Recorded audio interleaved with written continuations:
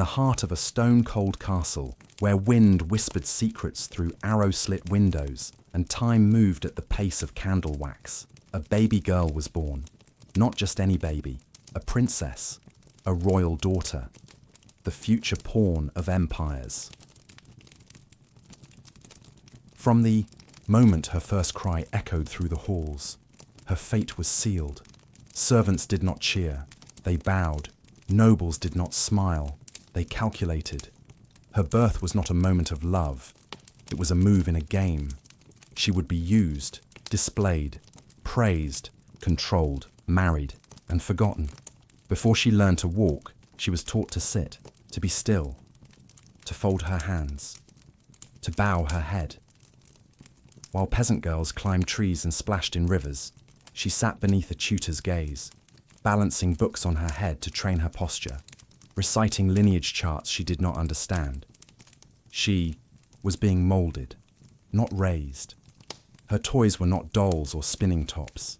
They were miniature chests and dioramas of castles, reminders of her place, her role, her confinement. She was told that her smile had value, her silence even more, a giggle at the wrong moment, a frown in front of a guest. Such things would be corrected, punished, erased. Her world smelled of wax, parchment, rosewater, and fear. There was always someone watching. Even her dreams were not her own. "You must one day charm a king," they whispered. "You must carry the grace of your mother and the cunning of your aunt." She did not know what grace or cunning meant, but she nodded. She always nodded, because every other girl in the kingdom could dream of love. But she had to dream of alliances. Her meals were taken under supervision. Her appetite was observed. Too much meat, unladylike. Too little, unhealthy. She was told to chew softly, never slurp, wipe her mouth gently, no elbows on the table. Smile, but not too wide. Laugh, but never loudly. Her every movement became performance. Her mother, a queen once radiant, now weary, would sometimes look at her with eyes full of warning, not warmth, as if to say, "I know what's coming for you." But she never said it aloud. No one did. The halls of a royal household were filled with unspoken truths. Servants with downcast eyes. Tapestries woven not just with silk, but secrets. Behind every curtain, a whisper. Behind every whisper, a judgment. And so the little princess learned to survive in silence. She was praised not for who she was, but how well she pretended.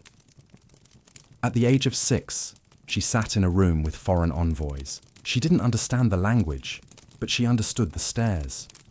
Older men, cold smiles. They nodded approvingly at her composure. "She will do," one whispered. She did not know then, but they were already planning her future wedding.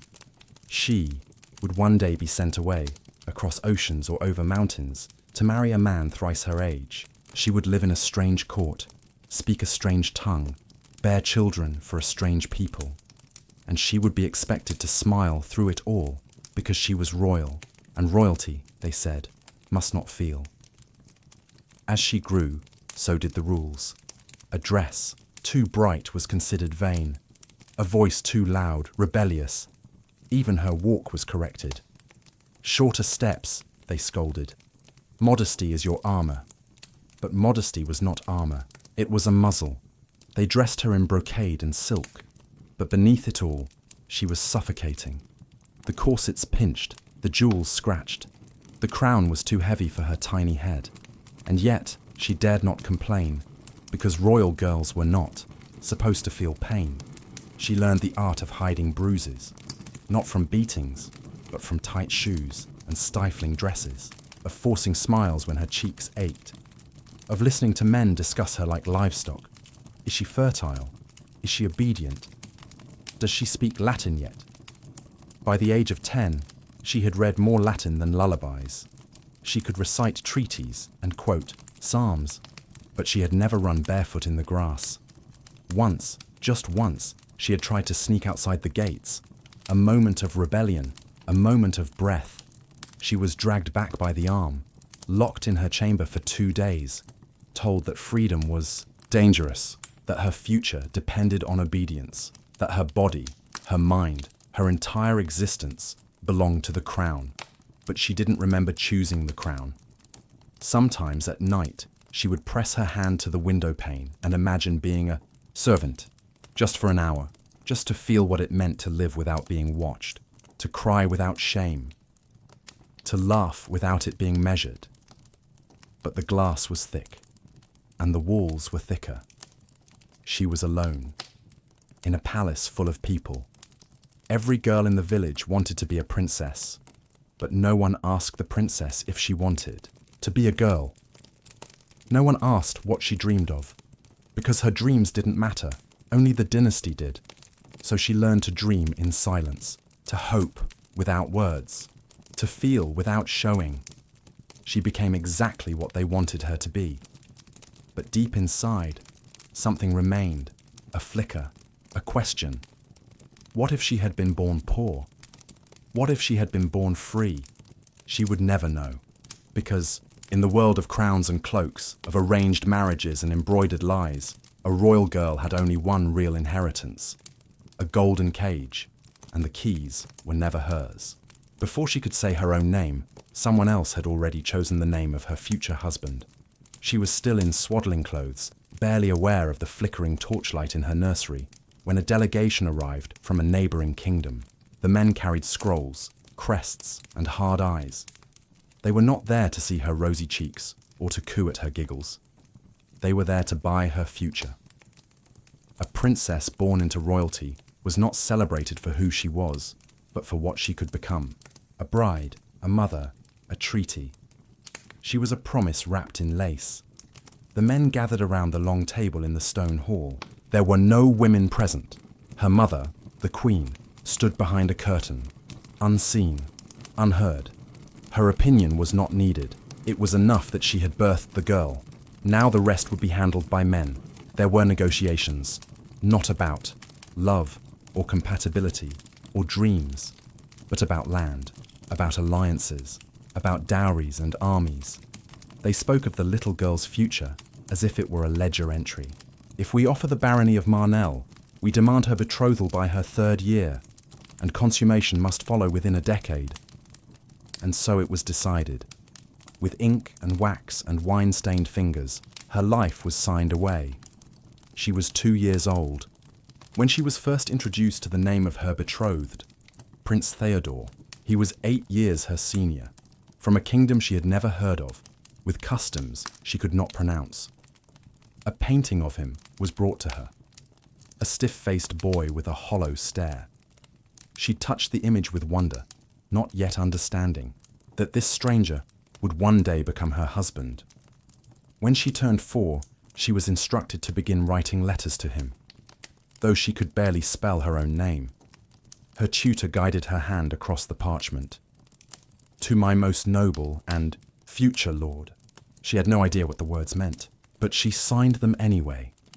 Each letter sent was a stitch in the invisible tapestry of control. She was made to embroider his crest, memorize his ancestry, and learn his kingdom's tongue. While other children were taught songs and rhymes, she recited the marriage vows she would one day say. Not from the heart, but by decree. She was told she was lucky. Do you know how many girls never marry into royalty? The governess would say, tightening her corset until she winced. You will be a queen one day, but she didn't want to be a queen. She wanted to be unknown, unnoticed, unclaimed, but no one asked. The engagement was paraded through the streets as a triumph.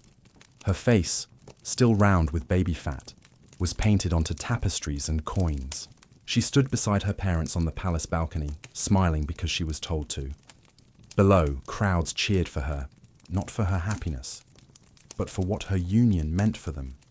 Trade, protection, prestige. She became a symbol before she became a girl. By the time she was 6, she had already received gifts from her fiancé's court. A pearl comb, a miniature crown, a dagger, too dull to cut anything. Ceremonial, they said, for when she became a wife. The blade frightened her, but she dared not say so. Wives must learn to keep fear to themselves. Her education shifted. She was no longer simply a princess. She was a future consort, and future consorts required refinement. Her posture was corrected until her back ached. Her manners were examined under a microscope. She was instructed to always defer to her future husband, even in letters. "Let him always believe he is cleverer," her governess whispered. But she was clever. She noticed things. She noticed how her mother grew silent whenever the topic of her marriage arose. She noticed how her father's eyes gleamed when foreign nobles praised the match. She noticed how the servants stopped smiling when she passed, their pity thick and quiet. She noticed, but she said nothing, because that was what she was being taught, to notice without reacting. The years ticked by like drops from a leaky roof, cold, predictable, inescapable. At age 8, she met her betrothed in person, a formal visit. The hall was lined with flowers, musicians played harp melodies too sweet to bear, and she wore a dress so tight it left bruises on her ribs. Theodore, now a teenager, bowed stiffly before her. He said she looked proper, not beautiful, not kind, not clever, just proper. She nodded. They sat across from one another, neither knowing what to say. He seemed bored. She was terrified. When she reached for her cup, her hands shook. She spilled a drop of wine on the tablecloth and saw her mother's jaw tighten from across the room. Afterward, her governess scolded her. "You embarrassed yourself, and me, and your lineage." But she hadn't asked to be on display. She hadn't asked to be promised to a stranger. She was 8. She still dreamed of hiding in the kitchens, or climbing the pear tree in the orchard, or watching stars from the turret without a chaperone whispering reminders of her duties. But her dreams had no place here. Instead, she was given a ring. Not gold, not diamond, but iron, to symbolize the strength of the alliance. It was cold and too big for her finger. She wore it anyway, day and night, because her identity was no longer her own. She was no longer a princess. She was Theodore's future wife. At night, she would sit by the fireplace, staring at the ring, wondering what it would feel like to marry someone she loved, wondering if love had any place in royal halls at all. But such thoughts were dangerous, unwise, useless. So, she whispered them only to the shadows, and the shadows never answered. The bells tolled long before sunrise. The castle stirred before the birds did. Servants rushed through halls carrying bolts of silk, trays of fruit, jugs of wine. A priest arrived with sacred oils. A seamstress wept as she sewed the last pearl into a veil too heavy for a child's head. Today was her wedding day. She was 12. Outside, peasants cheered. Inside, she was silent. The air in her chamber was thick with perfume and nerves. 6 women surrounded her, pulling laces, dabbing powders, brushing hair that fell like threads of panic down her back. "Smile," one whispered. "Royal brides must look radiant," she tried. The corners of her mouth twitched, but her eyes betrayed her. She had not eaten breakfast. Her stomach was tight with fear, not hunger. A goblet of warm milk sat untouched beside her, a silver spoon sinking slowly into its white stillness. Today she would be handed over, not just to a man, to a lifetime. The gown they dressed her in shimmered, with gold embroidery, stitched with hours of labor, soaked in symbols she did not understand. Lions, lilies, crosses, chains. She noticed the chains. As the final buckle was fastened, her breath caught in her chest, not just from the corset, though it bit deeply into her ribs, but from the weight of what was coming. She felt as if her body no longer belonged to her, and in truth, it didn't. It belonged to politics, to bloodlines, to a future carved out by men long dead. She remembered when she used to play hide and seek in the gardens, when she would press her cheek against sun-warmed stone and pretend she was invisible. That child no longer existed. She had been replaced. Now, she was a bride, and the wedding was not hers. In the grand chapel, the guests were already assembled. The air was thick with incense and tension. Nobles from distant lands exchanged rehearsed smiles. Priests stood solemn, ready to bless a union they'd been ordered to sanctify. Her groom, Theodore, now 20, stood at the altar, eyes glazed with indifference. He looked handsome, they said, regal, but to her he looked cold, distant, a stranger. The procession began. Music swelled, choirs sang, and she was led down the aisle by two men she barely knew.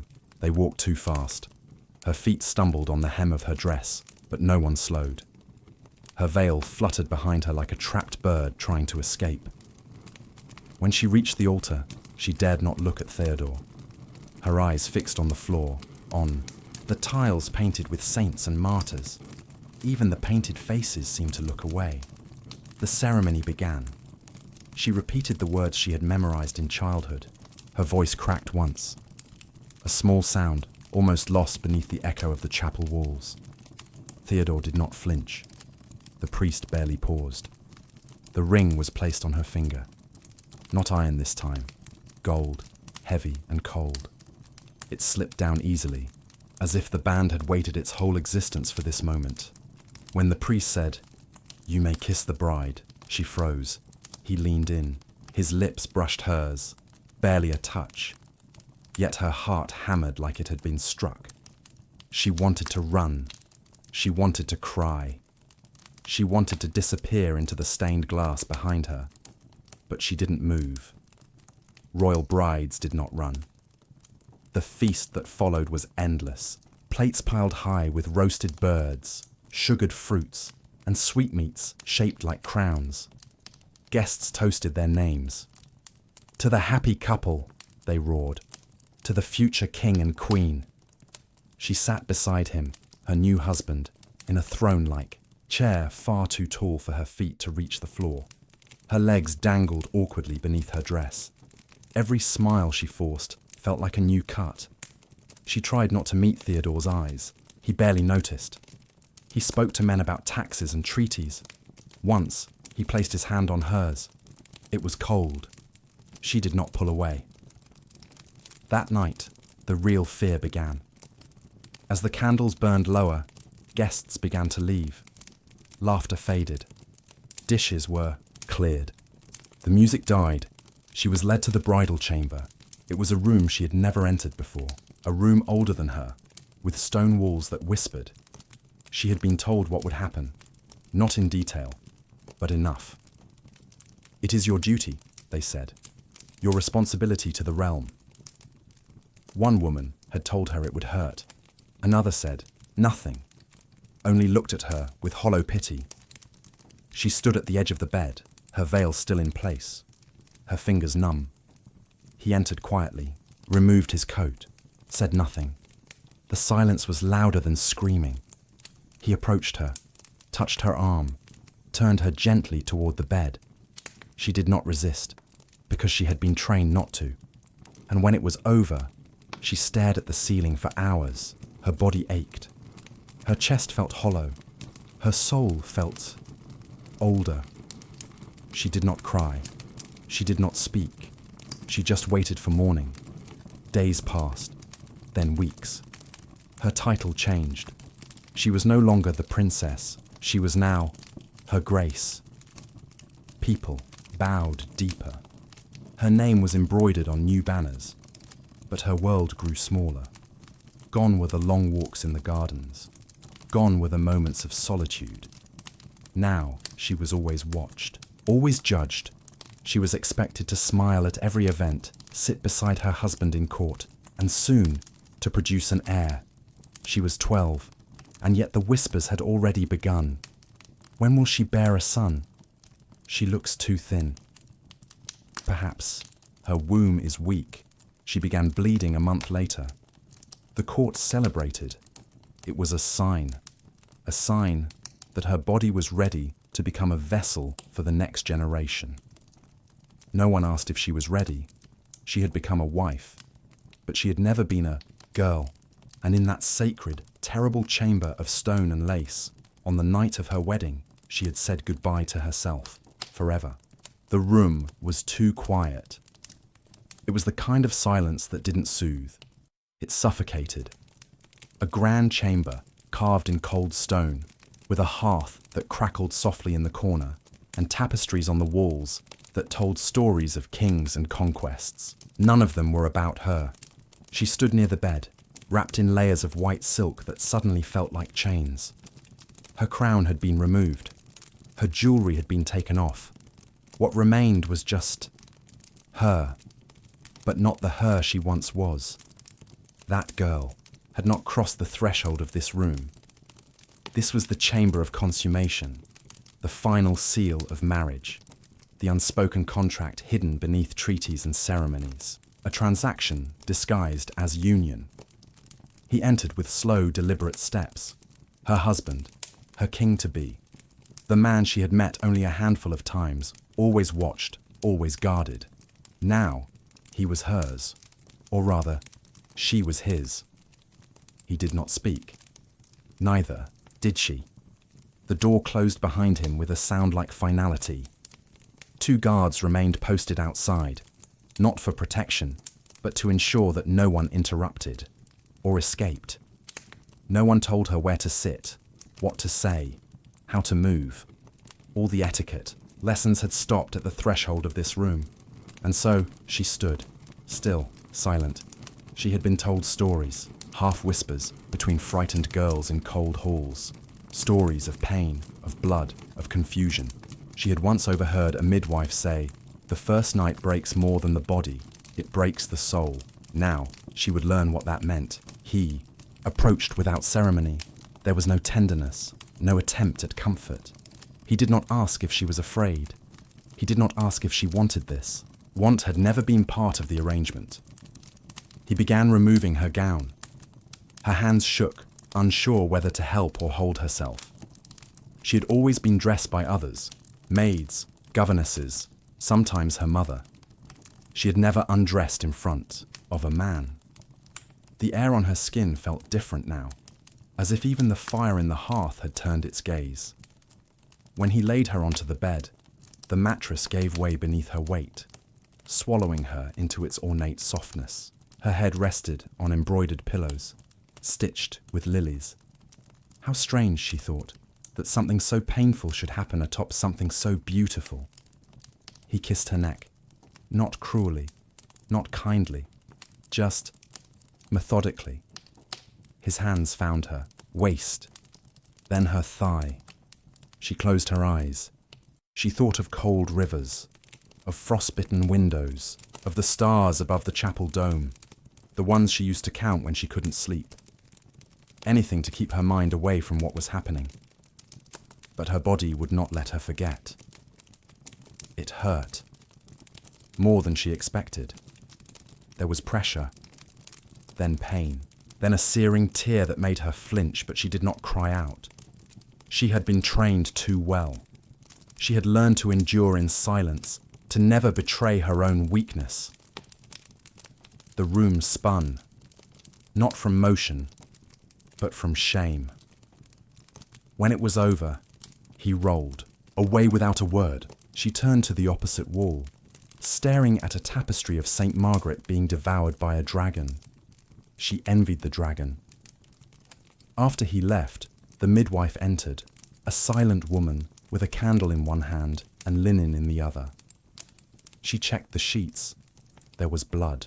The cloth was folded neatly as if it were proof, which it was, proof that the marriage had been consummated, that the princess was now a wife, that the treaty was now sealed in flesh. The linen would be shown to officials, filed, stored, forgotten. But the girl who bled on it, she would never forget. The next morning, she could not sit without wincing. Still, she was expected to appear at court, seated beside her husband, smiling beneath her veil. When the lords bowed and the ladies curtsied, none of them saw the bruises on her hips or the trembling in her hands. At the banquet, she barely touched her food. The musicians played songs of love. The toasts spoke of future heirs. No one asked how she had slept. Later that night, It happened again, and again, and again. There was no escape, no reprieve, no locked door that would not be opened with a knock from a king. At times, she wondered if she would break entirely, if her body would simply stop, refuse to keep going. But it didn't. It endured. Because royal women did not shatter. They splintered. Quietly. Invisibly. In the weeks that followed, she began to leave her body during the act. Not physically, but in her mind. She would stare at the ceiling beams and imagine a girl in the countryside. One who ran barefoot. One who picked apples from trees and sang to herself. One who did not know what it meant to be touched by obligation. This mental escape became her only sanctuary. No one noticed. They praised her for her poise, for her grace, for her strength. She was fulfilling her role perfectly. But inside her, something had shifted. Something had died. One night, she asked a question, a dangerous one. "Do you enjoy this?" she whispered into the dark after her husband had finished and turned away. He did not answer. Perhaps he was asleep. Perhaps he had heard and chosen silence. Either way, the answer echoed. She realized then that he did not see her, not as a person, not even as a wife, only as a duty fulfilled. A part of the machine that kept kingdoms spinning, and machines do not feel. So she stopped feeling, at least outwardly. In the years to come, they would speak of how composed she was, how quickly she adapted to royal life, how mature she seemed for her age. But no one would ever tell the truth, that she had been a girl thrown into a stranger's bed and made to become a woman in a single night. It began with the absence of blood. Her monthly cycle, regular since her 12th year, simply stopped. The midwives noticed before she did. Whispers followed her through corridors like invisible veils. Speculation, hope, urgency. She has not bled. She may be with child. She must be. Within a day the news reached the king, not her husband, her father-in-law. He summoned his advisors. The priest was consulted. Prayers were ordered. A candle was lit in the chapel. All for something that might be true. For her, it was confusion. She felt no joy, no maternal warmth, only fear, emptiness, and a slow, growing sickness in her gut, not just from the child, but from what the child meant. She was 15. They moved her to a different chamber, larger, quieter, darker. "Sunlight is dangerous to delicate wombs," said one midwife, pulling the curtain shut. "You must rest now. The realm depends on it." The realm. She was not just carrying a child, she was carrying the next king, or so they hoped, and so her body was no longer hers. It became a national concern. Everything she ate was monitored. Everything she drank was measured. Every movement scrutinized. If she walked too far, she was scolded. If she slept too long, she was shaken awake. Her legs swelled, her back ached, her appetite fled, and still they smiled at her, as if her suffering was a necessary sacrifice. As if her pain was sacred, she was forbidden from reading. Too much thinking, they said, could cause hysteria in pregnant women. She was forbidden from writing letters. Too much emotion, they claimed, could startle the child. She was told to keep her thoughts calm, her breath even, her spirit obedient. But no one told her how to stop being afraid. No one told her how to love a child that felt more like a prophecy than a person. The priests visited weekly. They blessed her stomach with holy oils and ancient chants. They touched her forehead with cold fingers and told her to accept God's will with joy. One even said, "You are chosen among women." She didn't feel chosen. She felt trapped. She remembered the first time she bled, how terrified she had been, how ashamed. And now she was being told that bleeding again would be a disaster, a sin, a national crisis. Her body, once dismissed as ornamental, had become the center of everything, and yet no one asked her if she wanted this child, Because it wasn't her child. It was their heir, their insurance, their prize. The months passed, slowly. Each day blurred into the next, marked only by the swelling of her belly and the deepening of her solitude. Her husband visited sometimes, sitting beside her in silence. He would place a hand on her stomach, nod, and leave. He never asked how she was. He only asked if she had felt kicking. One day, she did. A strange flutter beneath her skin. The midwife called it a miracle. The priest called it a sign. A nursemaid wept with joy. But the princess, she cried in the night, not out of happiness, but from the realization that something was moving inside her, and she still hadn't felt a single choice. By her 7th month, she could barely walk. Her ankles were swollen, her ribs pressed painfully against the child. She vomited each morning. Her skin itched, her lungs struggled, and still, the expectations did not change. She was to produce a male heir. Anything else would be failure. The midwives never said it aloud, but their eyes gave it away. Every time they touched her belly, every time they listened to the heartbeat within, they were searching not for health, but for destiny. Is it strong? Is it low? Is it fast? They had charts, theories, superstitions. Boys kicked. More. Girls sat quietly, or so they said. She tried not to think about it, but in her heart she feared. What if it's a girl? Will they blame me? She already knew the answer. When the first pains came, she was alone. It was late. A storm rattled the window panes. The fire had died in the hearth. She felt something twist inside her, like her own body was turning against her. She screamed once. Then, the pain overtook her voice. The chamber flooded with midwives, nuns, and nurses. Candles flared. Hot towels appeared. Metal bowls clanged. Prayers began. The labor lasted 17 hours. 17 hours of agony so deep she thought she might not return from it. She tore. She bled. She bit her lip until it split. No one let her rest. No one told her she was brave. They only told her to push and push and push. When the child finally emerged, she collapsed. The room fell silent. She heard no cries, only whispers. Then, finally, a single, strangled wail. "A boy!" the midwife announced. The chamber exhaled. The nursemaids wept. The priest dropped to his knees in thanks. A bell rang somewhere, in the courtyard. But the mother, she drifted, half conscious, blood pooling beneath her, breasts aching, soul half gone. She was allowed to hold him once, just once. Wrapped in cloth of gold, tiny fingers curled, a crown of downy hair on his head. He opened his eyes, dark, quiet, curious. She kissed his forehead, and then they took him away. She was not allowed to nurse him. He must be raised by wet nurses, they said. A royal child needs strength. She was not allowed to rock him.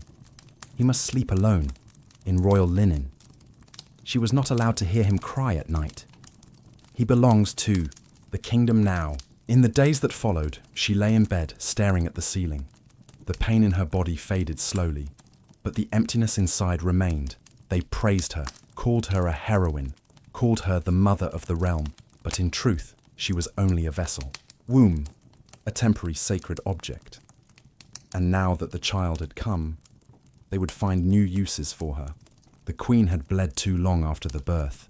At first, they told her it was normal. "Many women bleed," said the older midwife. "It will pass." But it didn't. Her sheets were stained crimson each morning. Her limbs trembled with weakness. Milk never came. Her skin grew pale. Her thoughts, once clear, if quiet, began to blur at the edges. She whispered, "Something is wrong." They told her to pray. The court physicians came in pairs, one to observe, one to record. They bowed, at the door, but never asked permission before touching her. They examined her abdomen, her eyes, her tongue. They spoke not to her, but to each other. "She is too cold," one said. "No," replied the other. "Too hot. Her humours are imbalanced." They prescribed hot compresses, then cold ones, then leeches, dozens of them, pressed to her thighs, her belly, the soles of her feet. They told her the creatures would draw out the excess sorrow, but all she felt was violation. She vomited for days. They called it hysteria. She was not allowed to rest alone. Day and night, women watched over her, not friends, not confidants, observers, servants, witnesses to her decline. They charted her moods. If she cried, it was instability. If she stayed silent, it was worrying passivity. If she asked questions, it was disrespect. One morning, she tore a curtain from its rail, not out of madness, but because the sunlight was all she had left. The shadows had grown unbearable. Priest was summoned. He placed a relic against her forehead and whispered Latin absolutions, not to heal her, but to ward off demons. Because it was easier to blame devils than to admit ignorance. They bled her next. With a silver knife, the court surgeon sliced the inside of her arm. She watched the blood drip into a bowl like wine from a broken goblet. Her head spun. Her heart fluttered. The women attending her whispered prayers, but none held her hand. No one told her why this would help, only that it was necessary, only that her womb, her mind, her being was overfull. In the weeks that followed, she began to disappear from herself. She stared into the hearth and imagined her soul leaking from her mouth like smoke. She floated above her body at times, watching herself being examined, prodded, whispered about. She wanted to scream, but screaming would be proof of madness, and madness in Queens was punished in silence. They applied burning herbs to her temples, mugwort, pennyroyal, ashbark. The smoke stung her eyes. "It will purge the melancholia," they said. She choked on the smell of charred healing. She wept, and still they told her to be grateful. One afternoon, her husband visited. He sat at the foot of her bed and said, "They say you are unwell." She looked at him. He did not touch her, did not ask how she felt, only said, "The court awaits your return. The people ask for the queen." And then he left, as if duty could replace the blood she'd lost. Her body had become a battlefield, and she was the spoils. Each remedy was a gamble, each examination a violation. But she had no say. Her status, her title, her royal blood, none of it shielded her from the humiliations of medieval medicine, because she was a woman, and a woman in. Pain was not a patient, she was a problem. One night she awoke to find herself bound, soft ropes at her wrists, tied by nurses on the orders of the physicians. "You thrashed in your sleep," they said. "We feared you'd harm yourself." But she had only been dreaming, of running, of fields, of wind, of a life without watchers or whispered instructions. She never dreamed again. The bleeding finally stopped, but the damage remained. She was thinner, quieter. Her hair, once thick and dark, fell in clumps. She did not laugh anymore, not even politely. She walked slowly, deliberately. Every step reminded her that her body had survived, but barely, and no one apologized. No one ever said, "We were wrong," because to do so would be to admit that a queen could suffer like a common girl. That royalty could be fragile, mortal, human. Instead, they praised her strength, called her resilient, said she was restored, but she was not restored. She was altered. Something inside her had shifted permanently. A wall had gone up. A fire had gone out. From that day forward, she did not flinch during the examinations. She did not cry when the knives returned. She did not ask questions when new herbs were forced beneath her tongue. She endured, but not because she believed in them, because she knew there was no one coming to save her. Not the doctors, not the priests, not the crown. Behind her eyes lived A woman no one saw anymore. Not the child bride, not the mother of an heir, not the queen, but the soul inside the cage. Quiet, watching, waiting. She had once been called radiant.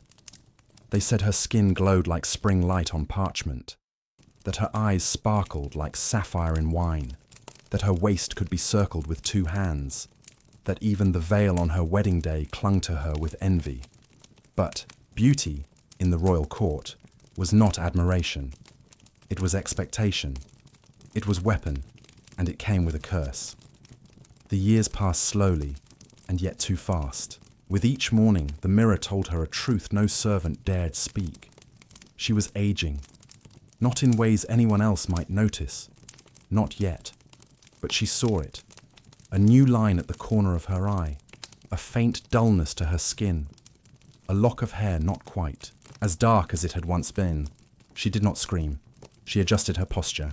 She added more rose oil to her bath. She slept on her back, hoping it would smooth the creases. But she knew. The change had begun. In the court, beauty was currency. But unlike gold, it could not be stored. It could only be spent. And she had spent hers to buy everything. A crown, a title, influence, a husband's glance. Now as that beauty faded, so did her power. At first it was subtle, fewer compliments, a slight delay in servants responding, her husband taking longer to look up when she entered the room. Then came the younger faces, new ladies in waiting with dewy cheeks and lips like crushed fruit, daughters of nobles trained in the same arts she had once mastered.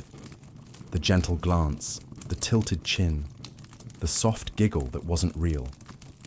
They surrounded her now, like shadows of her former self. She smiled at them.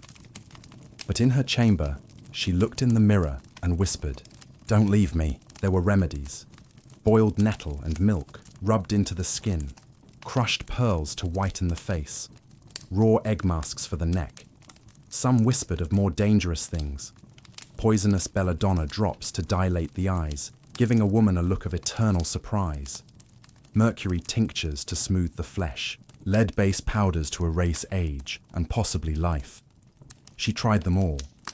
When the court physician warned her that mercury caused madness, she laughed softly and said, "What a convenient side effect." Her husband had not touched her in months. He claimed affairs of state, long rides, sudden fasts, but she knew he was drifting. Once she saw him speaking with one of the younger women, a girl barely 16. The girl laughed, touching his arm in mock modesty. His smile lingered longer than it should have. The queen stood across the hall, frozen. She had worn her finest brocade that day. Her hair had been set with sapphires, her cheeks painted with crushed rose. But he did not see her. Only the girl. Only the youth. She began to avoid mirrors, covered them with silk when she bathed, turned her face in candlelight, refused to pose for portraits. But mirrors have a way of finding their way back. They lived in the eyes of others, in the glances of noblemen who once looked too long, now too briefly, in the expressions of younger women who smiled with sympathy, disguised as deference, in the silence that filled rooms, once filled with praise. At night, she dreamed of her younger self, barefoot in the orchard, laughing behind the chapel wall, a girl unaware of crowns, of duties, of age.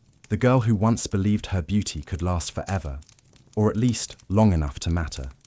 She would wake with tears on her cheeks and stare into the darkness, listening to the slow tick of her body aging. Tick, tick, tick. One day, a maid accidentally left a mirror uncovered on the vanity. The queen approached it slowly, as if it were a blade. She sat, looked, and for the first time saw herself not as the world once saw her, but as she truly was. Not ugly, not old, not ruined, just tired. She reached up, traced the lines on her face. They weren't flaws. They were stories, a wrinkle from the first sleepless night after childbirth. a crease from years of polite smiles at men who dismissed her, a faint shadow near the mouth from biting back too many truths. Each line was proof that she had lived, endured, survived. But in the court, no one cared about survival, only beauty. She began to speak less at court functions. She no longer competed with the younger women. Instead, she watched, observed, listened. She noticed how beauty trapped them too, how every glance they earned came with strings, how every compliment carried expectation, how they were already walking the same path, just 10 years behind her. She pitied them and feared them. Because youth could not help itself, it replaced. And when a queen is replaced in the eyes of a king, she is not dethroned by force, she is erased by neglect. Rumours began to swirl that the king might take a mistress, that the court painter was preparing to capture a new official beauty, that the queen had lost favour. She smiled through them. But inside, she was not crumbling. She was preparing. If beauty had once been her only weapon, then perhaps wisdom would be her next. Let them chase mirrors. Let them polish their skin until it cracked. She would remain, not as a rose in bloom, but as a thorn, still sharp, still dangerous. She had grown up with other royal girls, not friends, not truly, but companions of necessity, daughters of dukes, nieces of kings, cousins of queens. They shared needlework, sat in the same lessons, were taught to smile the same way. They spoke in riddles, competed in compliments, and pretended not to care who wore the finer silk. And yet, beneath the layers of politeness, there was tension, because each of them knew only one would be chosen, only one would become queen. And the rest, they would become shadows, or worse, obstacles. When she married into her crown, those girls didn't vanish. They followed her, one as her lady-in-waiting, one as the wife of her husband's brother, one as the mistress of a visiting ambassador, quietly gathering whispers between kisses. They called her Your Grace. They kissed her ring. But she knew the truth.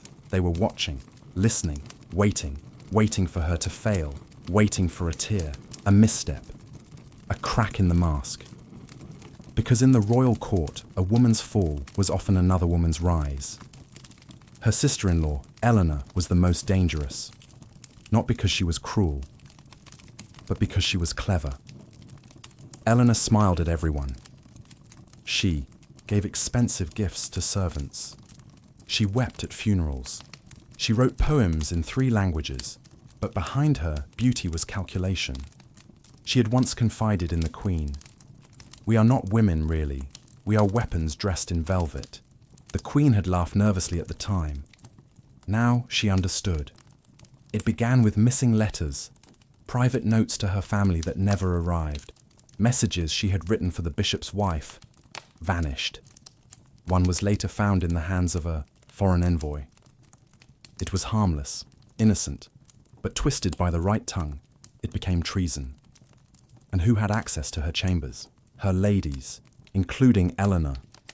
She confronted her once, alone, beside the rose garden. Someone is poisoning my words, the queen said calmly. Eleanor plucked a rose. You planted the seeds, perhaps you watered them too well.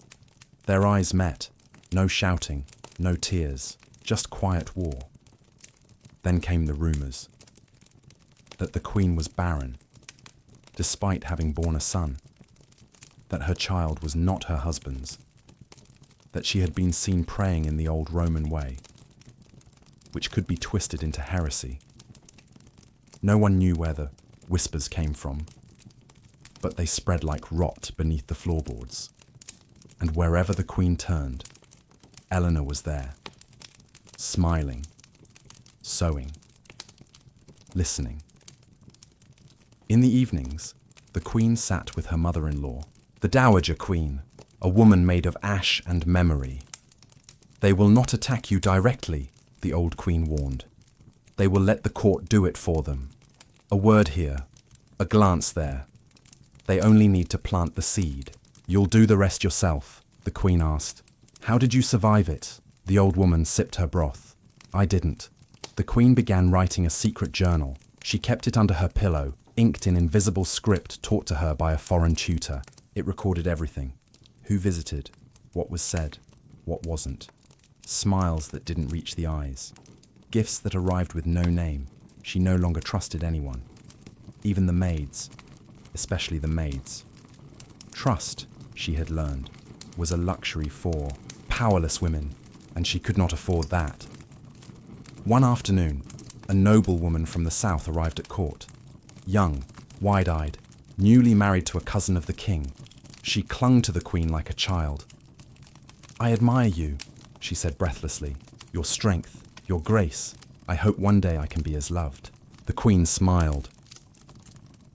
Weeks later, she found the same girl whispering with Eleanor in the corridor. So she invited both to a private tea and said nothing. She simply watched as their fingers trembled over the teacups. Fear, the queen thought, was a powerful mirror. It showed who was pretending. Even among women of the same blood, sisters, cousins, nieces, the palace turned them into rivals, because only one could be the king's confidant. Only one could command the chapel seating. Only one could wear the phoenix brooch reserved for the mother of the realm. And when the queen wore it one morning, she noticed Eleanor's lips tighten. It was a small thing, but it was everything. The queen did not fight back with poison, not the kind poured into goblets anyway. She fought with alliances. She made friends with the cooks, the laundresses, the children of court musicians. She wrote letters to nuns in nearby abbeys. She sent gifts to the wives of foreign lords, little books, little secrets. She began to build a web, because in a palace where love was rare, information was the true form of intimacy. One night, a candle was left burning beside her bed, a breach of protocol, too small to raise alarm, too pointed to be accidental. She blew it out herself, didn't mention it to anyone, but she left a strand of her hair tied to the door latch the next night. In the morning, it was gone. She never accused Eleanor, never confronted the other women, because a queen who shouts is a queen who's losing. Instead, she smiled more, laughed at things that weren't funny, and in time, the rumors changed. Now they whispered that she was cold, mysterious, dangerous, and in that fear, she found safety. Not all enemies wear armor, some wear perfume. And sometimes, the ones who braid your hair in the morning are the same ones who plan your downfall at dusk. But she was ready now, because royal women had no choice but to live among snakes. And if you cannot escape the pit, you learn to grow fangs. The throne room was the grandest place in the kingdom. Pillars of polished marble lined its sides, rising like frozen waves above the red and gold tapestry floor. Windows towered high and narrow, casting slivers of divine light through colored glass onto the queen's path. When she entered, the courtiers stood. When she sat beside the king, they bowed. When she spoke, they listened.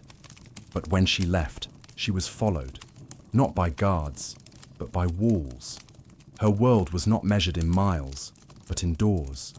The door to the royal apartments, the door to the garden, the door to the chapel, the door to the king's chambers, which she entered less and less, and most of all, the door to the outside world, which remained forever locked. No one said she was imprisoned. Of course not. She had a crown, a title, a retinue of maids and musicians. She wore dresses stitched with gold thread and bathed in basins of rosewater. But none of it masked the truth.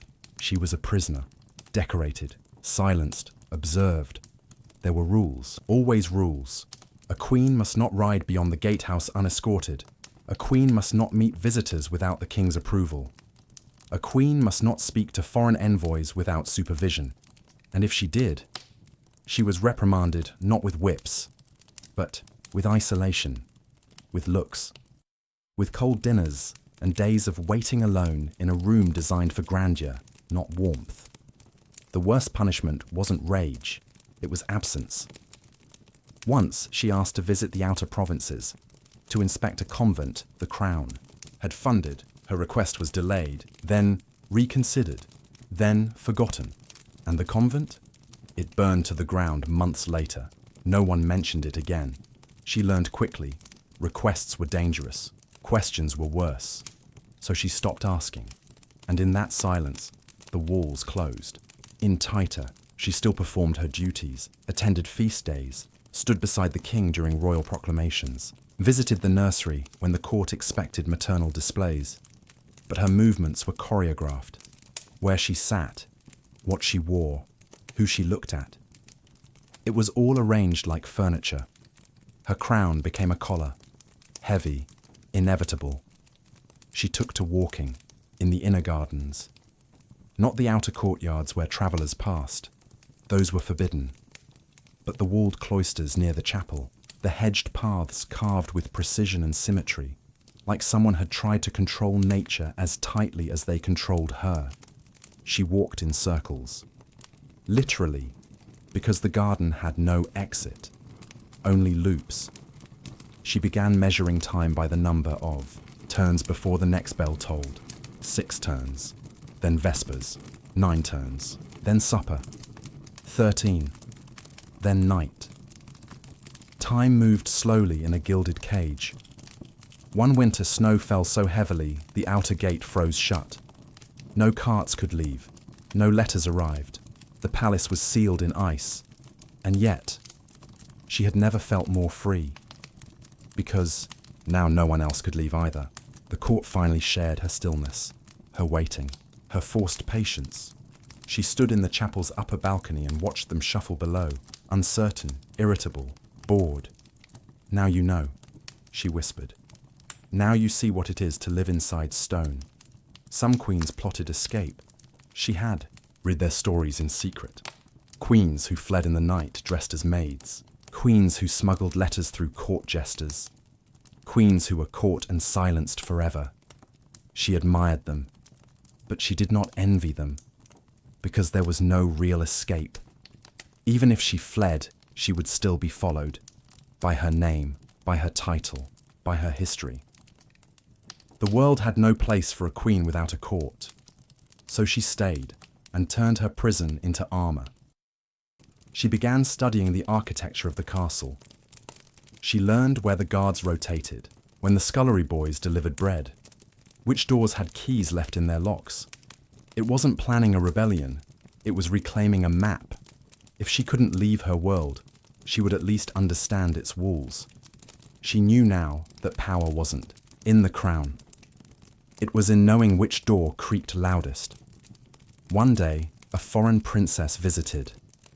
Young, full of light. The court whispered she might be betrothed to the queen's second son. She was polite, shy, curious. She followed the queen around, like a fawn. "Isn't it wonderful to live here?" the girl asked once. "To be surrounded by beauty?"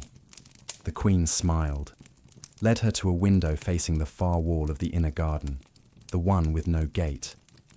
"You see that ivy?" The girl nodded. "I planted it, the year I arrived.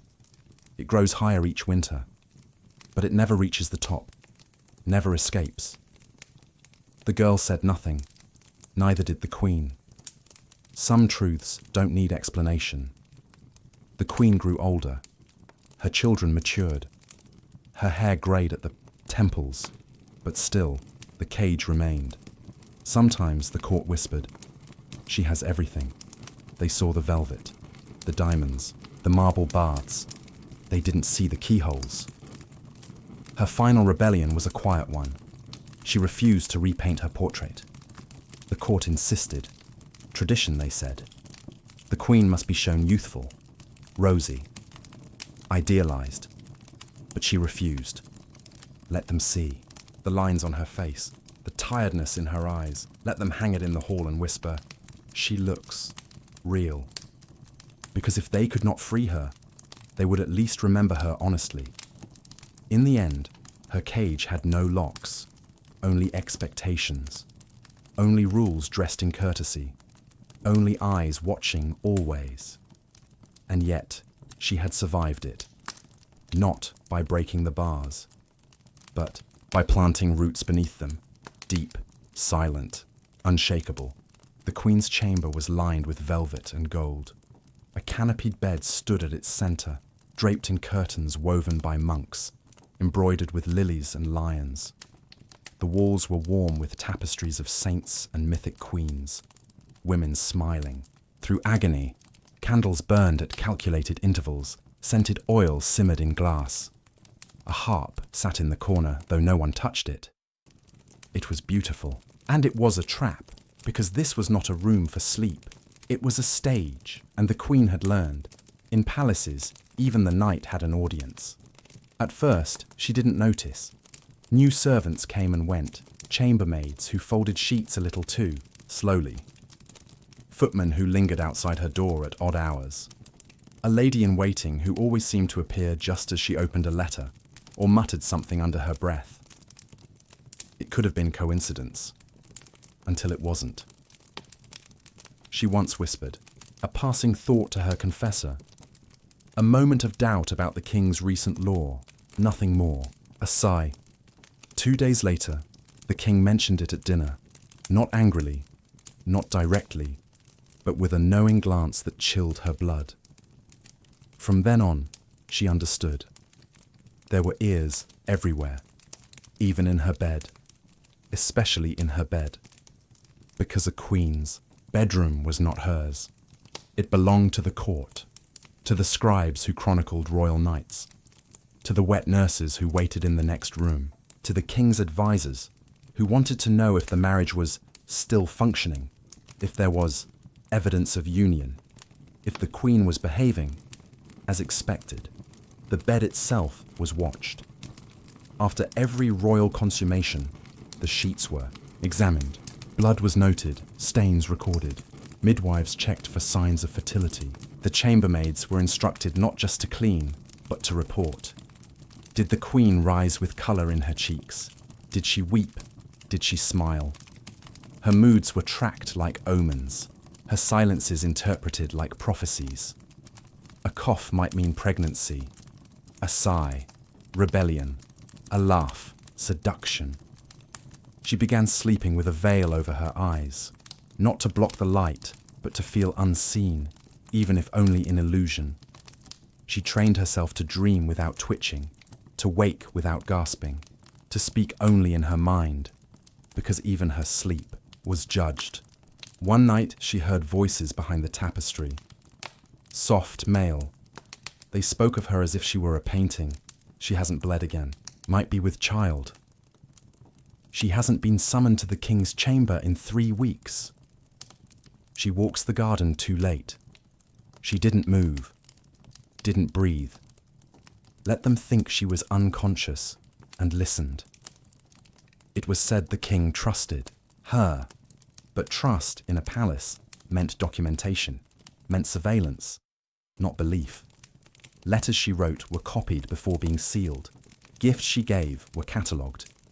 Conversations in corridors echoed back to her days later in distorted form, repeated by courtiers who were never present. She once laughed softly with her handmaid over a child's joke. 3 weeks later, a rumour spread that the queen was mocking the bishop. There were secret doors in the palace, passages behind the walls. She discovered them slowly, in blueprints a mason left behind, in the hurried shuffle of feet behind her when no one was in the hall. One led directly to her dressing chamber, another behind the altar in the chapel. She stopped speaking near them, stopped weeping, stopped trusting the very walls. She began leaving false trails. She'd write a letter and leave it half open on her desk, but with nothing but meaningless verse. She'd murmur names aloud while brushing her hair, watching for how quickly those names returned to her in whispers from others. She turned the palace into a chessboard and herself into both queen and pawn. One evening, a lady-in-waiting tripped while carrying a tray. Porcelain shattered. Wine spilled across the floor. The queen rushed to help. Their hands touched, and in that moment, she felt something odd, cold, metallic, hidden in the woman's sleeve. Later, she had the dress searched. Inside the seam, a tiny rolled scroll. A message to a noble, detailing what the queen ate, who she spoke with, whether she bled this week. She said nothing, only dismissed the woman the next morning with grace. Publicly, it was called restructuring of the household. Privately, it was a warning. The queen learned to trust only the quietest things. A stray cat that returned to her window each dawn, the wind that carried no secrets, and herself. Most of all, herself, because if the court wished to turn her life into a performance, she would control the script. She choreographed her own rumors, planted gossip she wanted them to repeat, to distract, to mislead. She spoke in metaphors, answered questions with parables, danced through double meanings like a seasoned courtier, and they applauded her brilliance, never suspecting it was defense. Sometimes, she wondered, did the king know? Did he place the eyes, or did the eyes watch him too? In truth, it didn't matter, because in the palace, everyone was a spy. Some knew it, some didn't, but all played the part. And yet, in all of it, the games, the whispers, the lies, the queen remained, not untouched, but unbroken, because while they monitored her every breath, they never heard what she truly thought and never would, because the last place they would ever look was inside her silence. The queen had not been touched in months, not truly, not with care, not with warmth, not in a way that asked nothing of her. There were hands, of course, maids tightening corsets, midwives pressing her belly, physicians checking her pulse.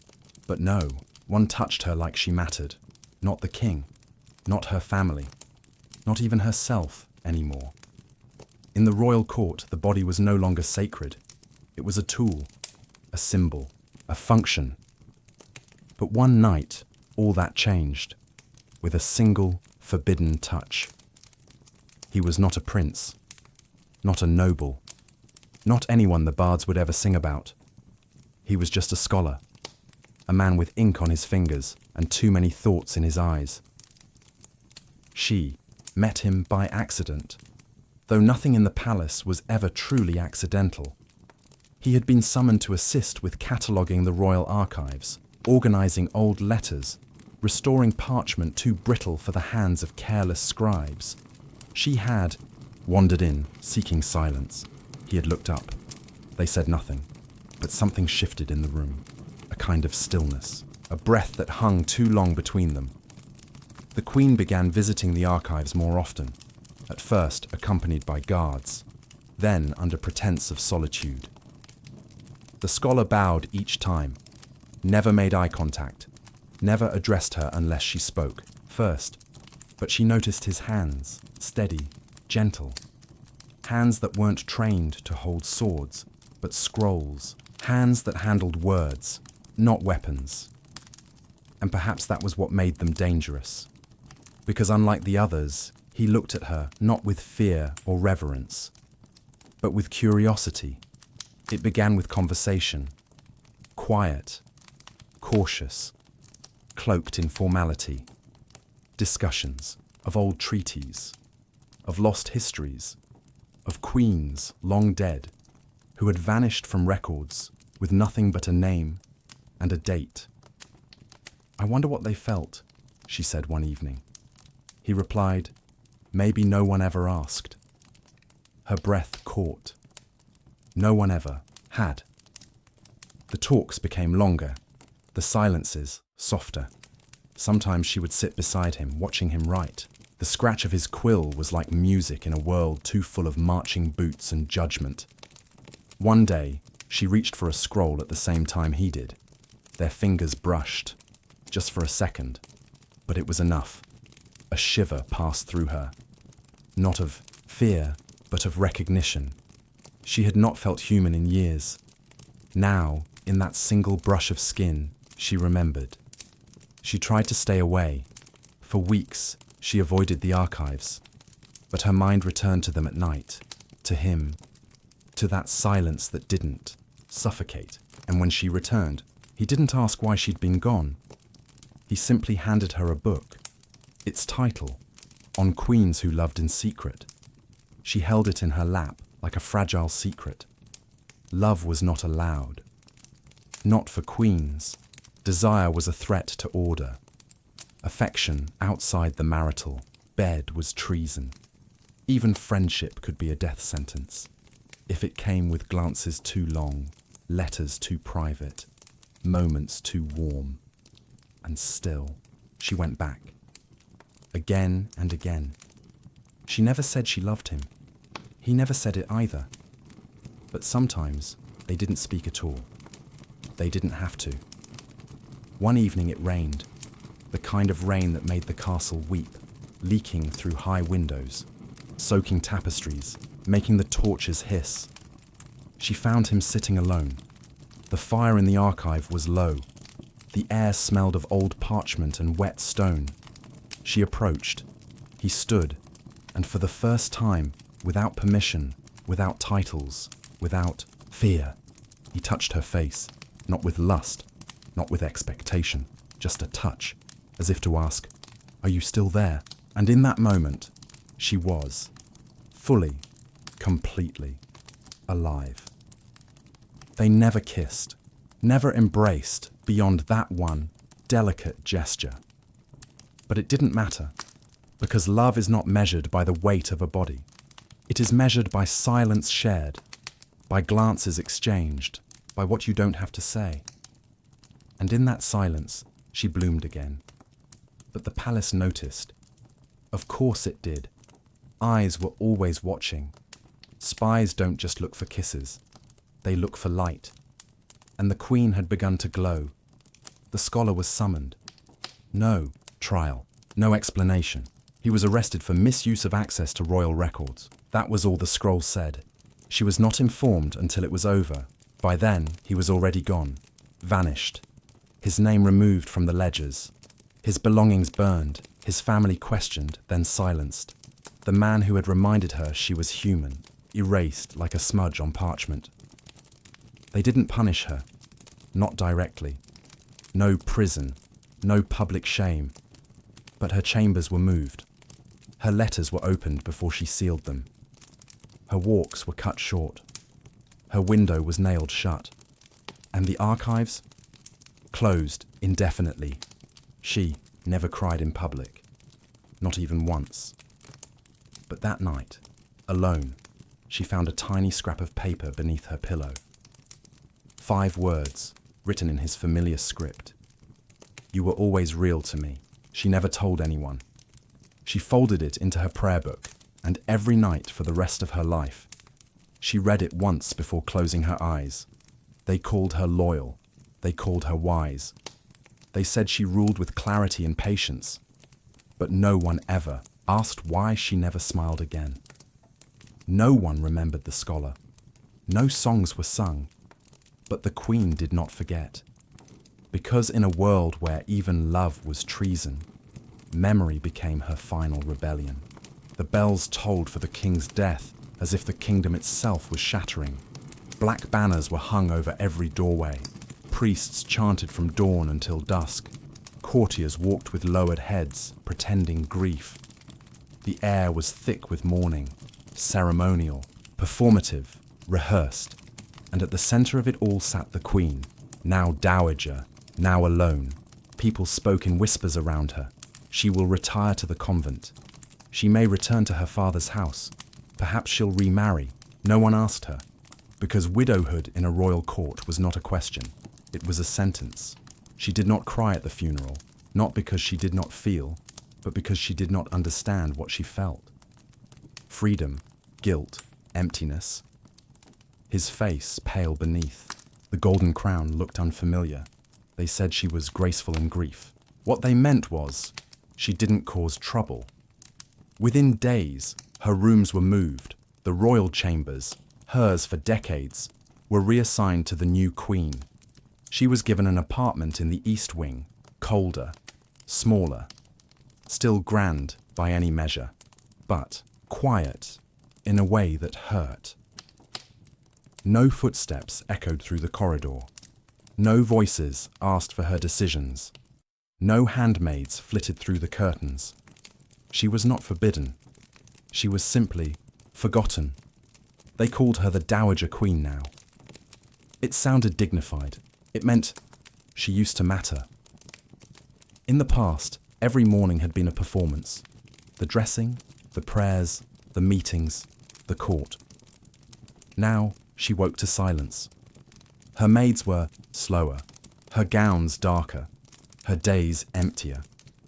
She walked the halls, but no one bowed quite so deeply anymore. She passed the throne room like a ghost, never entering, only glancing through the door. Her son sat there now, king in blood, but still a boy in the way he looked at her with polite discomfort, as if unsure what to do with a mother who no longer had power. The court had changed. Younger faces, louder music, a queen who danced more than she read. She smiled and gave blessings, but her smile was thinner than her veil. Once she reached to touch her son's cheek. He flinched, not in fear, but in habit. Too many eyes were watching. Too many. Expectations wrapped around his shoulders now, just as they once had hers. She attended state dinners, but no longer sat at the king's right hand. She stood behind. A presence, a formality, a reminder of a reign now buried. And as she listened to toasts and laughter, she thought, I am not a widow.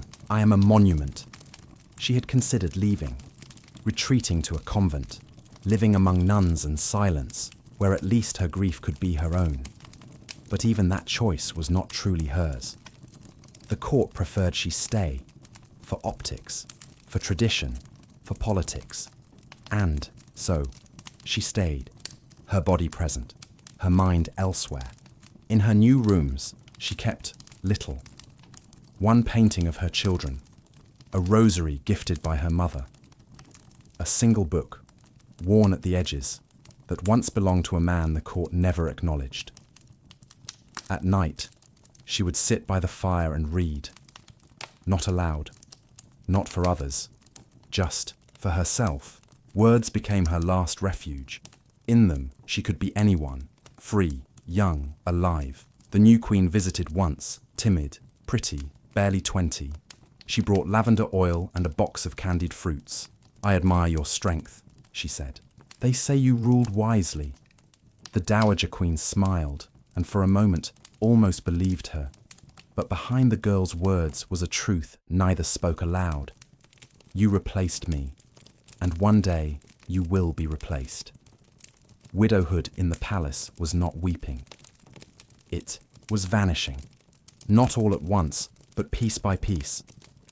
She had thought death would be the ending of her captivity, but it only shifted the shape of the bars.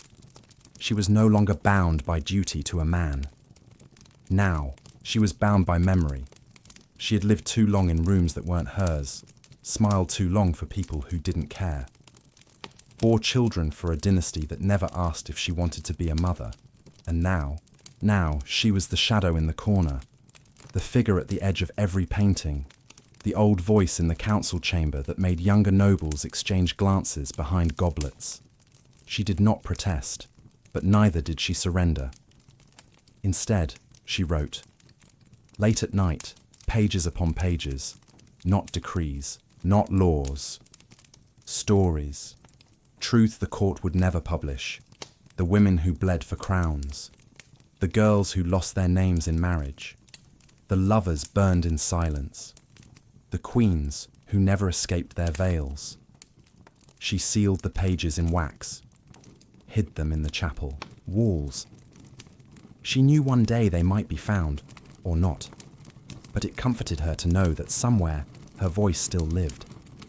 When the first snow fell after the king's death, she stood by the window for hours, not waiting, not mourning, just watching, white covering every stone, every rooftop, every garden. She had once walked barefoot in the dark, and she whispered to herself, I am not free, but I am no longer pretending. And in that truth, she found something like peace. The accusations always began the same way, a whisper, a look, a letter discovered too conveniently. And suddenly the queen, once adored, once praised, once painted into frescoes, was dangerous. Not because she had changed, but because someone else wanted her gone. She had seen it before. A cousin exiled after her husband died mysteriously. A distant aunt accused of sorcery when she bore no sons. A friend, closer than a sister, charged with treason for writing a poem deemed too melancholic. Each had been offered the same choice, the veil or the blade. They never called it exile. They called it devotion. They said the crown was offering mercy, a life of contemplation, of simplicity, of prayer. But everyone knew the truth. The convent was a burial without death. You were stripped of jewels, of letters, of your name. You were cloistered behind stone, walls where no visitors came without approval, and even your confessions were monitored. The veil was not salvation, it was erasure. The queen knew this. And yet, when the summons came, she was not surprised. Not after the king's second marriage. Not after the new queen's belly began to swell. Not after her son had quietly been passed over for the line of succession. She had become too visible, too poised, too beloved by the people, and that made her dangerous. The charges were vague, inappropriate correspondence, unruly conduct, unorthodox religious interests. Enough to stain her name, not enough to raise swords, because she was still the dowager queen, still royal by blood, too high to hang without consequence, too low to stay. The council offered her a gracious departure. She could retire to the abbey of St. Wistana, take her vows, live in peace, a lie, carefully perfumed. But she smiled and asked for one night to consider. They granted it, not out of kindness, but because they thought she was broken. That night, she sat in her chamber and opened the small chest beneath her bed. Inside, she kept the things the court had forgotten she had. A lock of her mother's hair, the last note from the scholar they had erased, and a letter, unsent, addressed to her son. If you ever wonder why I vanished, let this be your answer. She did not sign it. Not yet. She placed the letter back into the chest and stared at the fire until it died. She did not sleep. At dawn, she bathed herself, dressed in her simplest gown, no crown, no paint on her cheeks, no gold at her wrists, and walked to the chapel barefoot. The court was waiting, so was the bishop, and the abbess of St. Wistana, her new wardens. The bishop asked, "Do you accept the mercy of the crown?" The queen looked at him, at the courtiers behind him, at the guards, hands on hilts, and said, "No." Gasps, murmurs. One courtier dropped a rosary. The bishop's smile faltered. He tried again. "You decline the abbey." "I decline your mercy," she said. And with that, she sealed her fate. There was a second choice, and everyone in the room now understood it. If she would not disappear behind stone, she would disappear beneath it. The trial was swift, quiet, convenient. They read her letters, aloud, twisted, redacted, rearranged to sound seditious. They called her ungrateful. They said she had lost her spiritual path. They never mentioned her decades of loyalty, her children, the laws she helped shape, the wars she helped end, only her disobedience. And disobedient queens don't die old. They announced her sentence in a single line. May the Lord have mercy on her soul. No gallows, no stake. She was of royal blood after all, so they chose the axe, a clean death. Ceremonial, efficient. On the morning of her execution, they dressed her in white. They told her she could speak final words. She declined. The crowd gathered, in the square. Some wept, some jeered, most just watched. Because watching a queen fall is a kind of entertainment the world rarely forgets. She walked to the block without trembling, not because she wasn't afraid, but because she had known, from the moment she first wore a crown, that it might one day cost her head. She knelt, hair tied back, neck exposed. The executioner, a man who had once kissed her hand at court, raised the blade. She did not pray. She did not flinch. She closed her eyes and smiled, because she had chosen her end, not the veil, not silence, but truth. A final refusal to disappear on someone else's terms. Years later, no one spoke her name in the palace. Her portrait was taken down, her tomb unmarked. The new queen never mentioned her.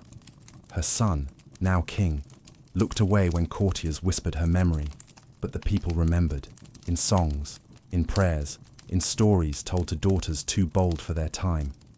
They called her the last queen who chose, and in choosing, she gave others the courage to do the same. The birth was never hers to keep. From the moment her child's first cry pierced the air, the queen knew he was no longer hers. Midwives rushed him away. Priests arrived with holy oils. A nursemaid chosen months before swaddled the infant in gold-threaded cloth and carried him to the royal nursery, a room the queen was not permitted to enter without summons. She lay there, weak, bleeding, aching, and alone. Her son, the heir, was being shown to the court. And she, the woman who had bled, for him, she was praised, but not needed. It was the same with every child, the same aching joy, the same sharp removal. Daughters were taken to governesses before their first month. Sons were handed to knights and clerics before they could walk. She was allowed to name them, sometimes, but she was never allowed to raise them. Your duty is to the realm, they told her, not to the cradle. At court, she was called Mother of the Realm. They carved it into stone, sang it in chapel hymns, but it was a title, not a truth. She was not allowed to weep when her child was ill. She was not allowed to nurse him, lest her milk be too warm with emotion. She was not permitted to rock him to sleep. That was the wet nurse's job, and affection, they said, could breed weakness. She learned to parent in shadows, watching from behind pillars as her daughter learned to curtsy, peeking through chapel doors as her son stumbled through Latin prayers, slipping toys beneath nursery doors at night, labelled only from a friend. Sometimes she heard her children ask, "Where is mother?" The nurse would answer, "She is busy, she is ruling, she is praying." But the truth was simpler. She was absent because they made her so, and yet she loved them, fiercely, quietly, with a longing that ached beneath every formal smile. When her son turned 7, he was given his first sword. There was a ceremony, trumpets, applause. She was allowed to attend, standing in the corner, beside ministers who debated foreign taxes. When the sword was strapped to the boy's waist, he looked around, eyes searching. They didn't find her, not until it was too late. Once, her daughter scraped her knee during a festival.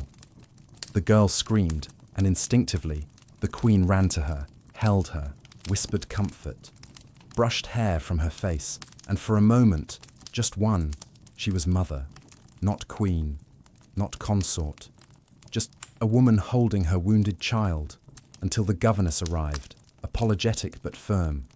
"Your Grace, the child must learn to manage pain." She was escorted back to court, her dress stained with the girl's blood, her hands trembling, her face blank.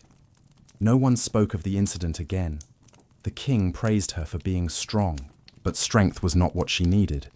What she needed was to be allowed to weep over her son's fever, allowed to sing lullabies no one heard, allowed to sit beside the cradle and trace her child's breath with her fingertip. But queens don't need. Queens provide. And motherhood, in the court's eyes, was not love. It was labor. Her sons grew into men who shook her hand instead of embracing her. Her daughters learned to bow before her, instead of running into her arms. They smiled at her like she was marble, respected, untouched, and every time she looked at them, she saw her own eyes staring back, eyes that did not know her. In private, she kept a journal, not of court affairs, but of moments. The first time her daughter said, "Apple," the day her son stumbled on the palace steps and cried for "Mama," a word he had not been taught to use. She wrote them all down. Tiny memories, stolen fragments of motherhood, proof she had been there, even if no one else believed it. The only time she was allowed to truly hold her children was when they were sick enough to require comfort, close to death. Then, and only then, the court remembered. Perhaps they need their mother. And so she sat by bedsides, holding fevered hands, brushing damp curls from burning skin. She whispered stories no one else knew, of stars, of wildflowers, of freedom. And when they recovered, they were taken from her again, as if her love was medicine, not nourishment, as if she were a salve, not a soul. She once asked the bishop, "Why does God give a woman a womb and then forbid her to feel it after it's emptied?" He did not answer, only said, "His grace expects you at Vespers." Years passed. The children became rulers, soldiers, wives. She became their subject, not their mother, but she remained. A name in their titles, a face in their portraits, a ghost in their memories. When her youngest son married, she sent him a gift, a small wooden horse he had once chewed as a toddler. She wrapped it in velvet, attached a note. "You won't remember, but I do. That is enough." He never mentioned it. But years later, when she visited his chambers, she saw the horse on his desk, not hidden, not displayed, just there. And it was the only time she cried in public. No one understood why. They buried her as a queen mother with choirs, incense, and carved tributes. But beneath the marble, beside the jewels, in the folds of her final gown, was a tiny scroll of names, written in her hand, her children's first words, their childhood fears, their favorite colors, all the things no one else had asked, all the things no one else had loved, because in the end, she had been mother, just not allowed to be woman. She was 24 the first time she forgot her own name, not in public. In private, she had woken before dawn, cold despite the furs, and walked to the mirror. Her reflection blinked back, tired, pale, uncertain. She opened her mouth to pray, as she always did, but the words didn't come, neither did her name. For a moment, the silence felt like drowning. Then the knock on the door came, and the world resumed. No one noticed at first, because queens weren't allowed to unravel. They could be exhausted, not fragile, stoic, not shaken. "Take wine," said the maid. "Sleep more," said the priest. "You worry too much," said the king. But her hands still trembled, her breath still caught when no one touched her, and the weight behind her eyes grew heavier with every day she wore the crown. They said her moods were changing. They whispered about it behind tapestries. She didn't smile as much, didn't speak as quickly. She flinched at sudden sounds. She walked the garden for hours, sometimes with shoes, sometimes without. When she laughed, it echoed strangely. When she cried, she did it without tears. They said it was melancholy, a common affliction of noble women. The bishop recommended lavender baths and silence. The physician prescribed fasting and leeching. The midwife, half mocking, suggested more children, but none of them asked the question that mattered. What was breaking her? She began hearing things, not voices, sounds. A child's sob down a corridor long empty. The scrape of a quill on parchment when her room was still. Her own heartbeat, louder than it should have been, as if it were trying to escape her body. She once asked the mirror, "Did I imagine it?" The mirror said nothing. Of course not. It never did. Some nights, she woke gasping, not from nightmares, but from nothing. A kind of silent terror, like being watched by something she couldn't name.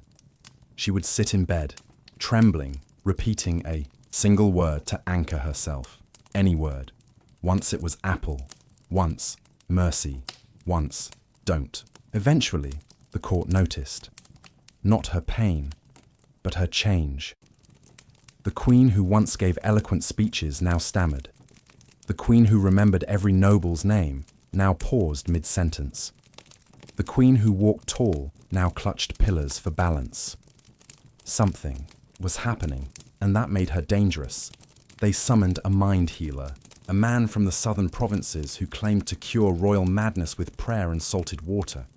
He arrived with a silver vial and too many opinions. He asked her questions in front of others. Do you feel watched? Do you see shadows move? Have you ever wished to die? She said nothing, because even honesty was a trap. Later, in private, he told the king, "She is not unwell, she is unguarded." The king asked, "What do we do?" "Silence her storms," the healer replied, "before they drown the court." And so, they changed her routine. More guards, more prayers, more walls. They called it rest, but it was a sentence. She was no longer allowed to dine with the court. She wrote letters no one sent. She asked for books that never arrived. And when she stood too long by a window, the curtains were drawn. The world was shrinking. So she made a new one. Inside her mind, she imagined a sea, cold, vast, endless. She was on a boat, alone, but moving. No court, no king, no titles, just waves and wind and sky. Every time she felt herself unraveling, she went back there, to the boat, to the sea. But even imagination began to betray her. She forgot the names of flowers, forgot the date of her coronation, forgot her son's birthday. And one morning she looked into the mirror and asked, "Who are you?" And the mirror, mercifully, did not answer.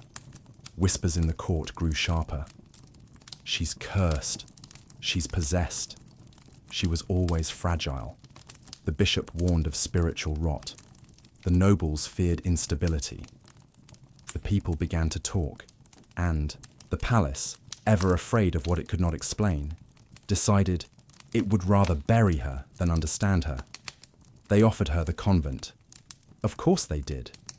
A queen who no longer performed her role must be replaced, quietly, gently, respectfully, but she refused.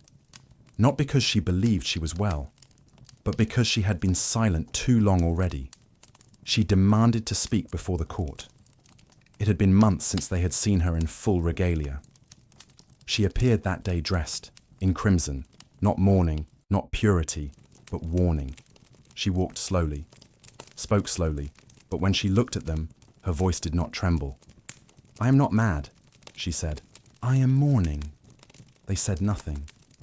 "I mourn the woman I was, the mother I could have been, the laughter I was taught to silence, the thoughts I was told to swallow."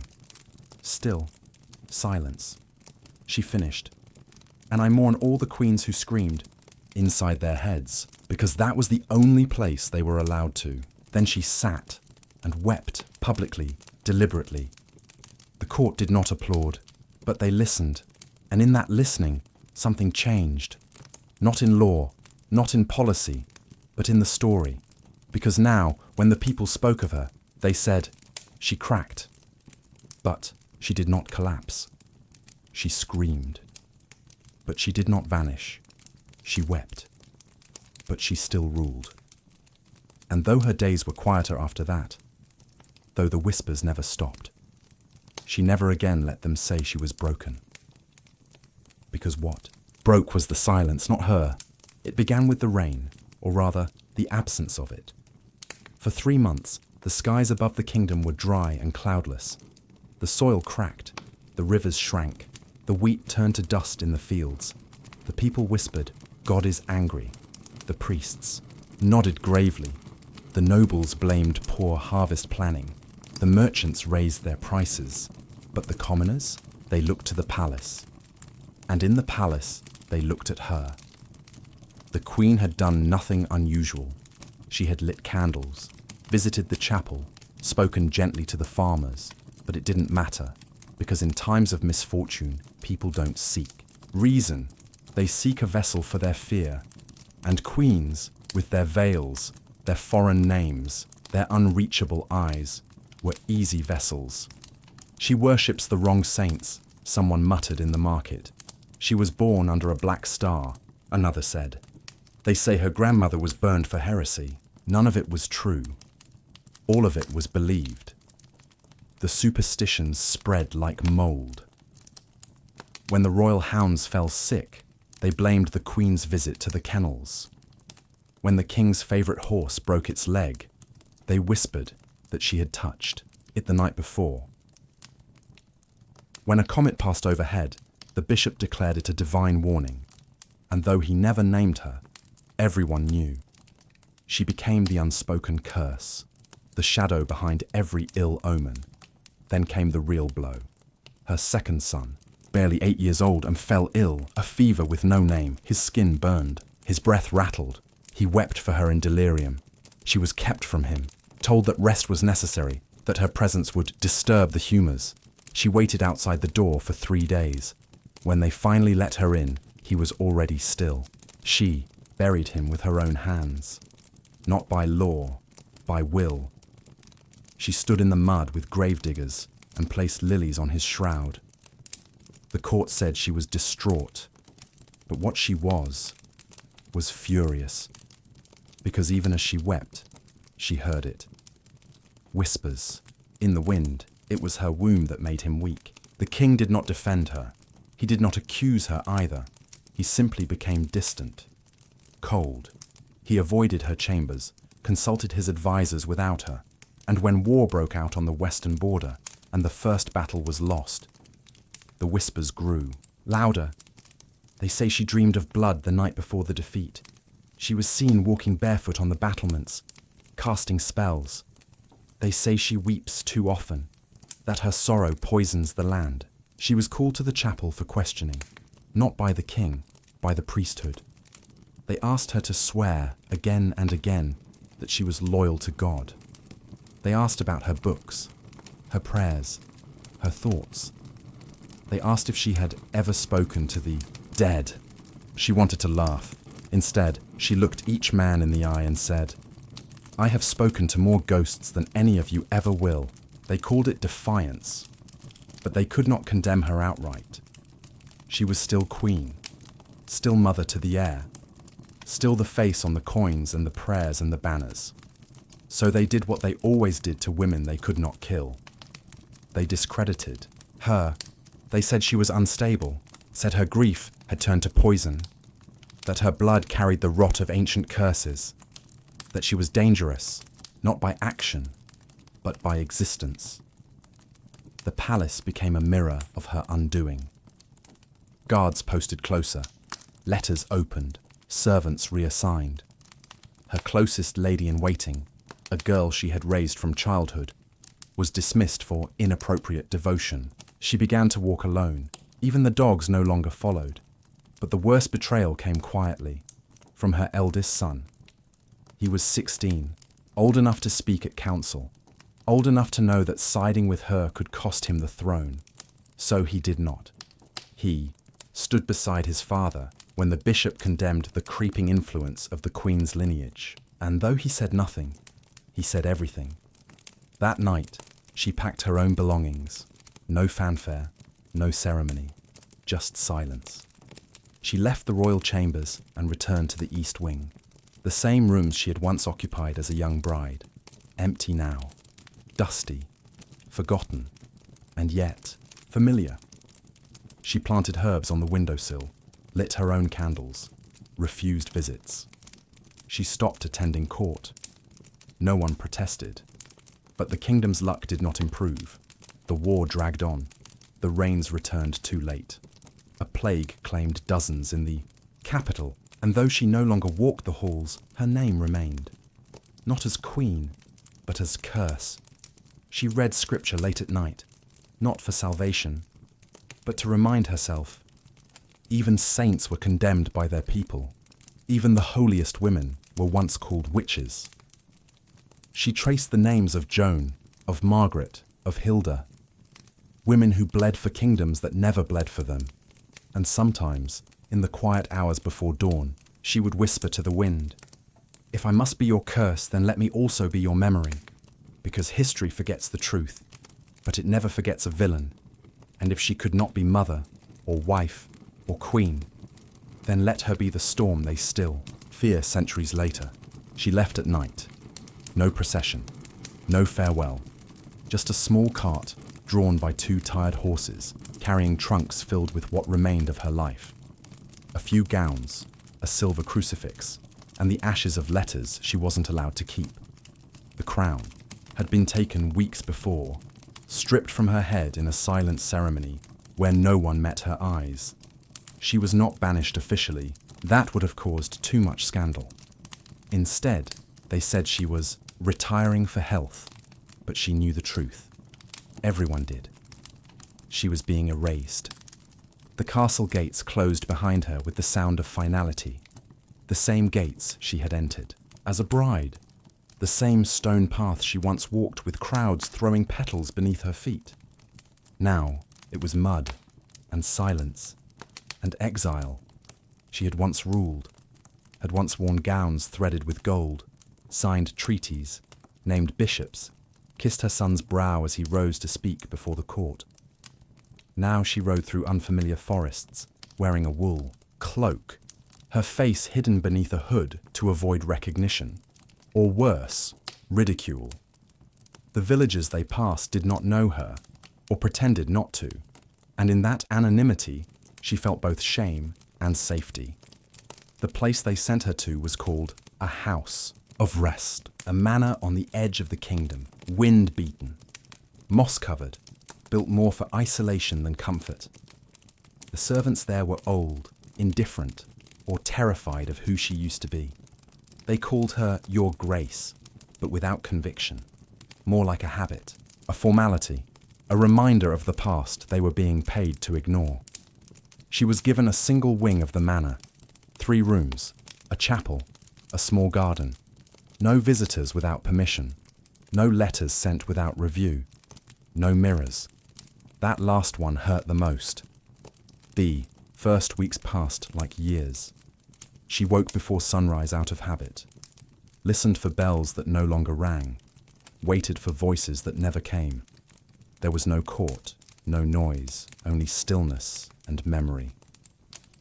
She walked the garden in the mornings. The roses were dying. No one tended them. She knelt beside them anyway, cutting back the dead leaves, whispering apologies to the roots. Because something, anything, had to still grow. Sometimes she stood before the chapel door but couldn't go in. She didn't know if God could still hear her, or if he had been part of the exile, or if he had always been silent. She began speaking to herself. Not in madness, in survival, reciting poetry under her breath, lines of old prayers, names of her children, spoken as if they were still young, as if they still needed her. She whispered their names into her hands, into the wind, into the earth, because no one else would. One night, she burned one of her old gowns, not out of rage, but out of mourning. She watched the silk curl into black flame and thought, that was the last time they saw me. Seasons changed. Snow came and stayed. The manor grew colder. She learned to mend her own hems, to chop kindling when the servants forgot, to light a fire with shaking hands. She had never been taught these things as a queen. Now, they were all she had. She sometimes dreamed of court, not the glory of it, the weight of it, waking to a dozen voices telling her what to wear, what to say, the rehearsed smiles, the hidden daggers. She would wake with a gasp and then remember they were gone, all of them, and she was still here. One spring, she received a letter, not official, no seal, just a single page, smuggled in with a shipment of dried figs. It read, I remember your kindness. I remember your strength. You are not forgotten. There was no signature, but she recognized the handwriting, a maid she had once shielded from disgrace. She folded the letter and placed it beneath her pillow. It was more precious than any crown. Time past. Her hair turned silver, her hands spotted, her knees stiffened, but her voice never faltered. She still spoke clearly, still carried herself like a woman who had once ruled a kingdom. And perhaps that was what unsettled them most. That she had not died, that she still remembered, and that memory, for those who try to bury the past, is the greatest threat of all. They had thought removing her would be the end. They had thought silence meant defeat. But in exile, she became louder. Not in volume, but in truth. She wrote poems, letters she never sent. Stories of queens betrayed by crowns, of women blamed for things they never touched, of power taken, then mourned. She buried them in jars beneath the rose bushes, for someone, someday to find. On the last morning of her life, she woke before dawn, lit her own fire, dressed herself, braided her hair, slowly, with shaking hands. She stepped into the garden, touched the rose bushes, and smiled because they had bloomed. After years of decay and frost, they had bloomed, and so had she, not into what she once was, but into something freer, quieter, truer. They found her seated on the bench, face lifted to the morning light, hands folded in her lap, a queen. Still, even in exile, even in death, no statue was built, no feast declared.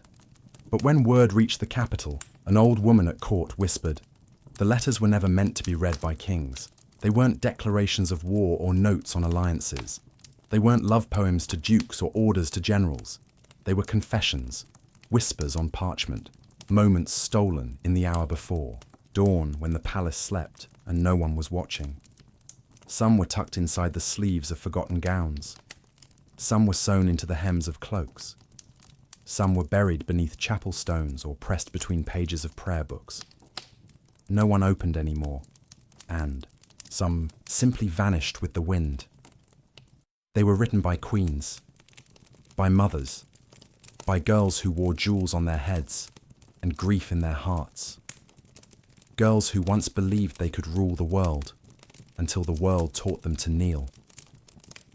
One letter, found years later behind a cracked wall in a convent, read, I bore him 3 sons, and he remembers only the one who died. I gave him my body, my silence, my womb, and still he asks for more. Tell me, what is left of me that he has not already taken? The ink had faded, but the ache was eternal. Another, hidden beneath the floorboards of a queen's old chamber, was addressed not to a lover or a child, but to herself. You are not mad. They want you to be. They feed you silence and call it healing. But you are whole, even if no one sees it. No signature. Just a small smear of wax in the corner, shaped like a crescent moon. A symbol of quiet resistance. One letter, never sent, was meant for a daughter sent away at age 8. They said I could not teach you to be a queen, that you must be hardened early. But I would have taught you to feel.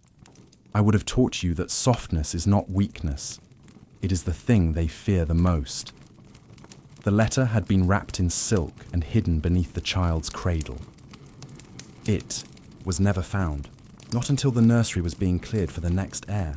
By then the daughter was married, in another country, with another name.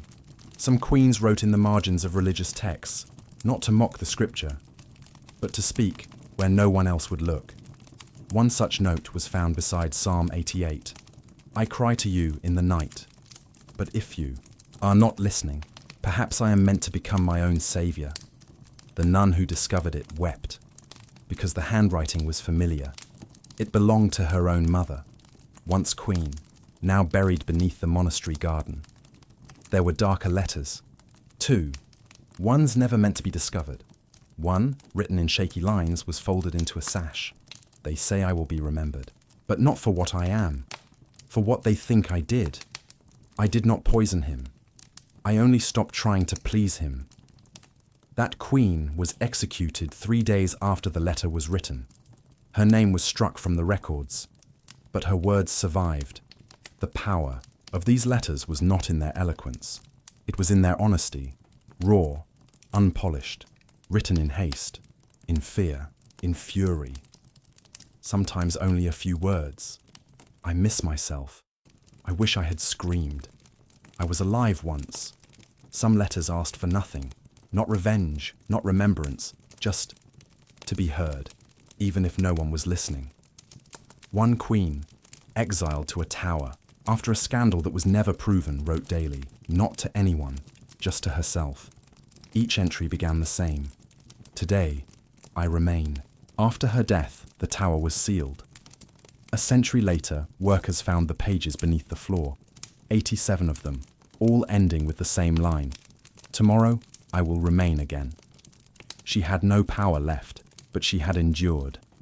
And in endurance, she found a kind of victory. There's a myth that queens died quietly, that they bowed their heads and faded like portraits in cold halls. But these letters tell a different truth. They burned, but they did not go out. They screamed in silence. They left ink where no voice was allowed. They documented not the grandeur of royalty, but the grit of survival. One of the last letters ever discovered was written in trembling hand by a queen who had lost everything: husband, children, crown, even her name. It was scrawled on the back of a torn map. No salutation, no closing, just this: you may forget me, but remember this. I was more than what they allowed. I was fire. And even in ashes, I can still burn you. These weren't letters meant for palaces. They were meant for us. For those who would come after. For the women still learning to speak without permission. Still learning that endurance is not weakness. That surviving is not surrender. That ink, once spilled, can never be taken back. They thought they had silenced these queens, but the letters remained, in hidden corners, in buried drawers, in the quiet places. History didn't bother to look, until now. They say she still walks the eastern wing, not as a woman, but as a whisper, a chill in the corridor, a flicker of candlelight, a face glimpsed in a mirror before vanishing again. They call her the Silent Queen, and no one dares say her real name, because to speak it is to acknowledge what was done and what was buried. In every kingdom, every castle, there is a story of a queen who never left, not because she was loved, but because she was denied justice. One such story begins in a stone tower near the sea. The queen who once slept there was accused of adultery, no trial, no defense, just a locked door and a rumor. They say she threw herself from the tower in despair. They say she haunts the stairs barefoot, searching for the child taken from her before she died. Visitors report hearing lullabies in a language no one remembers. The guards assigned to that tower never last long. They don't speak of what they see, but they leave with hands trembling. Another castle tells of a woman in red, a queen who burned at the stake for heresy, though her only crime was refusing to bless a war she believed unjust.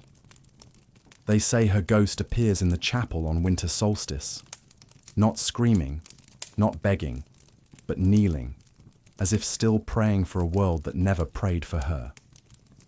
The priests insist it's superstition, but no mass is held on that day. No candles are lit, no hymns sung. The chapel is left empty for her. In the northern court, a painting hangs in the banquet hall.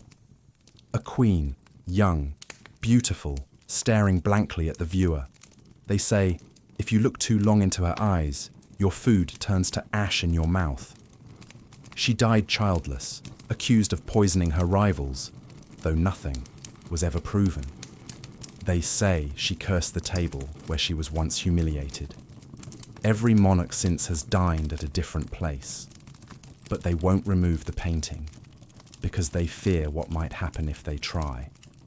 And then there's the most famous Ghost of all, not tied to a tower, not bound to a bedchamber, but moving freely through history itself.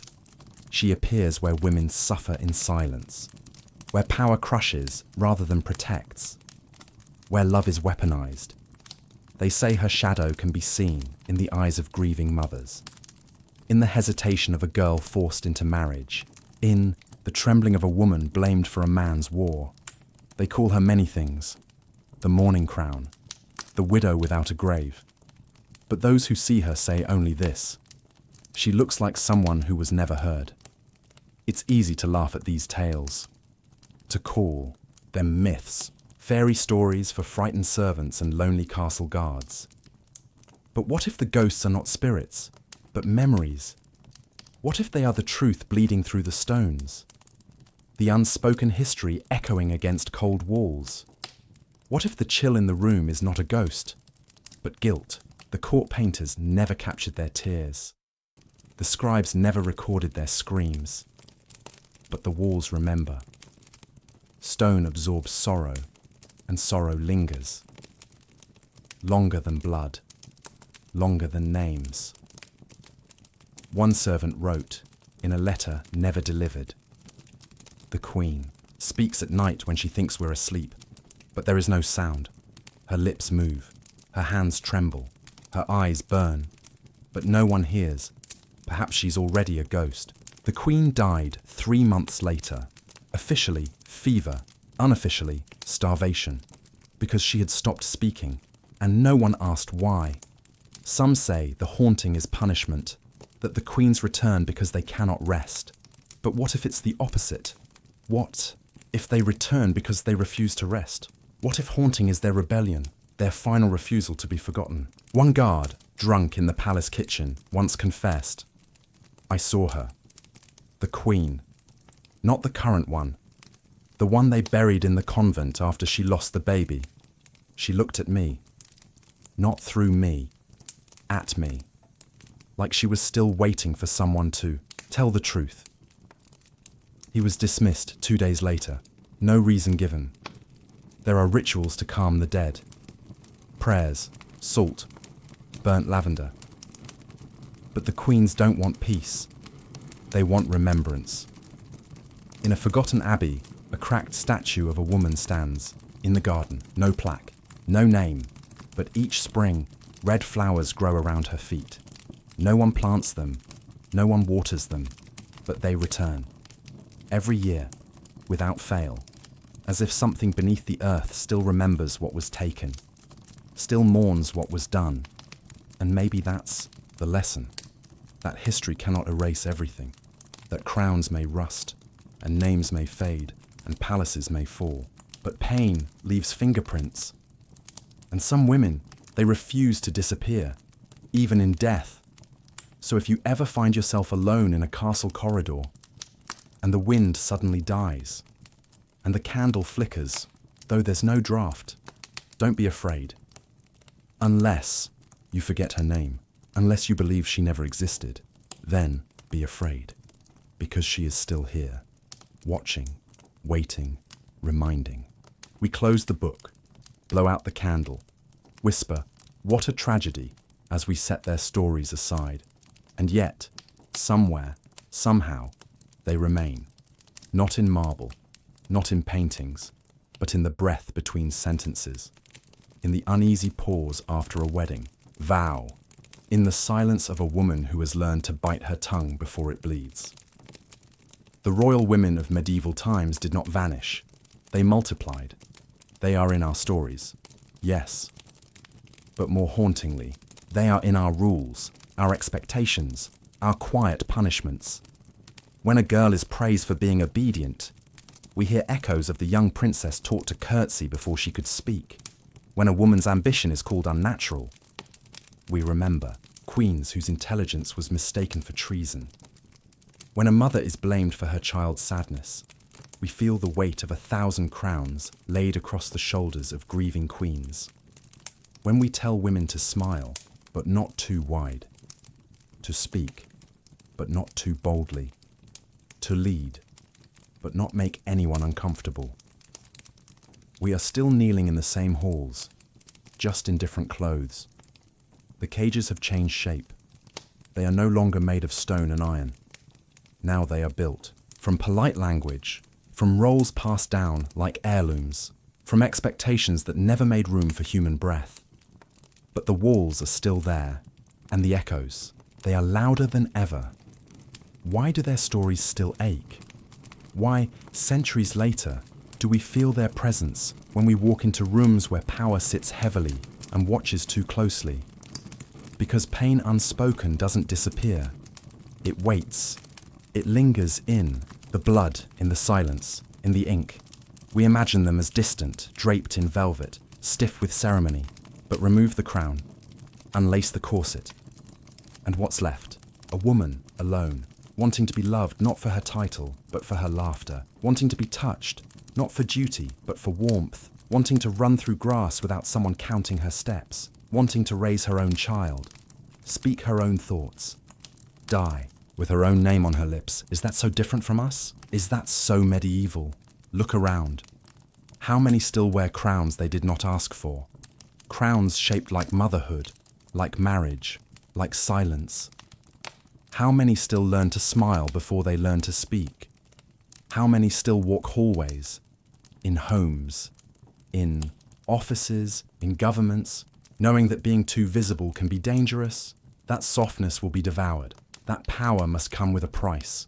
We call them queens, but we've always known the truth. They were prisoners, and yet somehow, they carried themselves like royalty anyway. Not because they were free, but because they refused to kneel in spirit, even when their bodies were bowed. In telling their stories, we don't just grieve them, we recognize them. And perhaps we recognize something in ourselves.